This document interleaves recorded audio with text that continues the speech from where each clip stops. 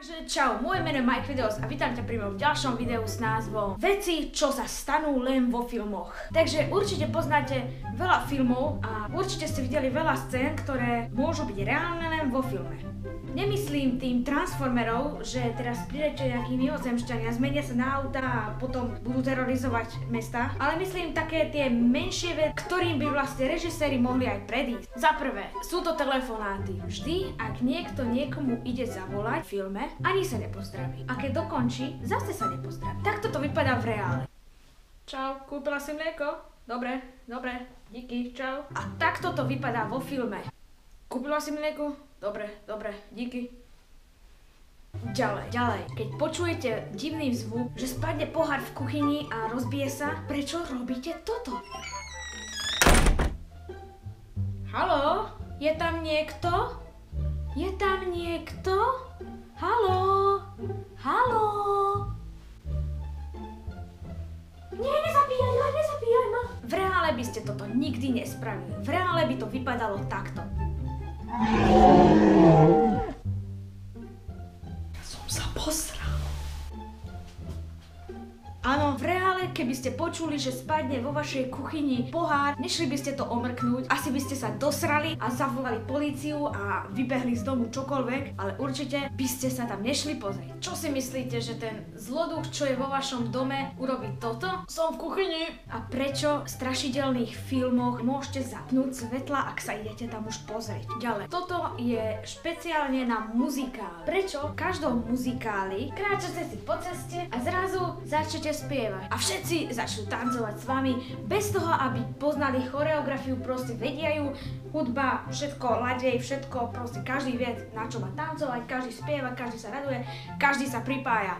To je muzikál. V reále to vypadá takto. Vy idete, tancujete a ľudia sa na vás pozerajú asi takto. Ďalej. Určite ste si všimli, že všetky mimozemské lode majú nejak nasmerované do Ameriky. Áno, prečo musia všetci mimozemšťania pristať v Amerike? Prečo nemôžu prísť do Európy? Na Slovensko? Alebo Česko? Daj odber.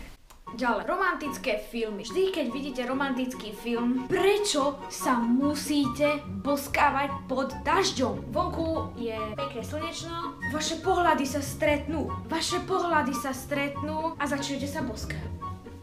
A začne vám do toho pršať. Prečo v romantických filmoch vám musí vždy pršať, aby ste sa mohli boskávať? To bez toho nejde? Ďalej, v romantických filmoch sa veľakrát stáva to, že zamilovaný párik sa niečo medzi nimi zmelie a jeden je naštvaný na toho druhého a chce odísť do Ameriky a ide na lietadlo a keď už nastupuje na lietadlo, vtedy si druhý pár uvedomí, že ona je jeho najväčšia láska v živote a musí bežať na letisko, musí ju zastaviť, pretože nemá telefón. Áno, nemá telefón a preto beží cez celé letisko, aby si mysleli, že je nejaký terorista, aby ju presvedčil. Bravo. Ďalej, tieto, jak ich nazývam ja, hrdinské filmy. Určite poznáte film Smrtonosná pasca. Smrtonosná pasca je o čom? Že jeden chlapík vystrieľa celú zlú mafiu. No, nie presne tak, nie je to mafia, ale nejak tak. Príde chlapík s jednou pištolou, k tým pištoliam sa hneď dostaneme. Vystrieľa každého, bez toho, aby sa tam pozrel a potom na konci urobí, viete čo? Headshot. Ďalšia vec vo filmoch, ktorá ma sere, to, že robia plány a to úplne bezdetailne. Takto vypadá plán v realite. Áno, spravíme to tak, že vlezeme šachtou a cez tú šachtu prejdeme do toho otvoru a tam to urobíme, vieš. A potom zoberieme ten náklad a vybereme ho a úplne to bude epické. A takto to vypadá vo filme. Vôjdeme tam, zoberieme to, ideme domov. K.O. Tak, ak sa vám videjko páčilo, dajte like, koment a odber pre viac a zdieľajte moje videjka, ak sa vám páčia. Neviem, že či z tohoto spravím aj druhú časť, keďže týchto filmových scénok, ktorý ma fakt nasiera, je asi viac. Tak uvidíme, ako sa vám bude táto prvá časť páčiť a podľa toho sa zariadím a spravím aj tú druhú. Takže ak na tomto videjku bude 50 lajkov, tak spravím druhú časť tohoto videjka veci, čo sa stávajú len vo filmoch. Takže ďakujem, že ste si to pozreli, zdieľajte a odoberajte a lajkujte. To by bolo asi všetko. Čus!